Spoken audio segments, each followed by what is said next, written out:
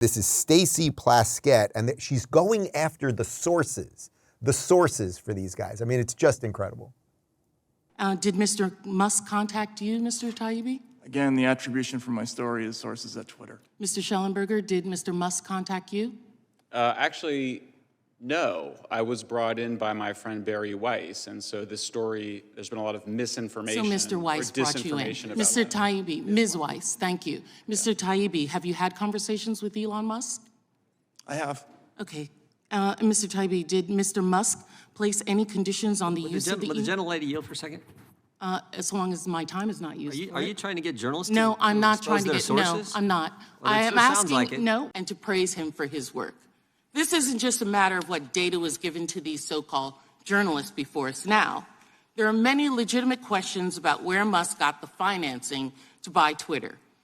My name is Matt Taibbi. I've been a reporter for 30 years and a staunch advocate of the First Amendment. Much of that time was spent at Rolling Stone magazine. Ranking Member Plaskett, I'm not a so-called journalist. I've won the National Magazine Award, the I.F. Stone Award for Independent Journalism, and I've written 10 books, including 4 New York Times bestsellers. I'm now the editor of the online magazine Racket on the independent platform Substack. I mean, there's so much here, it's incredible. First off, she doesn't know that Barry Weiss is a woman, so she doesn't know who Barry Weiss is. I mean, to be at a hearing about the Twitter files, I mean, Barry was one of the people that released one of the original ones. She's well known in these circles, so put that aside. Then she calls them so-called journalists. As Taibbi pointed out, they are not so-called journalists, they are actual journalists. And the fact that she's going after sources, which is the biggest no-no in journalism, which is almost dead, but not completely. Sarah, like, just clown show 101. Like, what else could we say?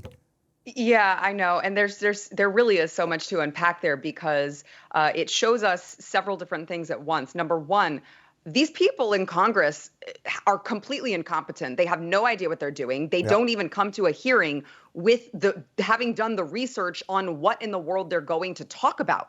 I mean, you also later in that hearing, I think it was Representative Sara Gonzales who was like, well, I have this here, a Substack. I don't know what is a Substack. I don't know what that is. Like, they don't even read any of this beforehand. They just come in with a narrative to push because they believe that they are the elites and we are not. And we are not allowed to know when they are collaborating with a private company to shut down speech. Here's one other little throwaway clip here. Somehow the phrase threesome got brought up at a congressional hearing. Enjoy. This friend works for Twitter, or what is her? She's a journalist.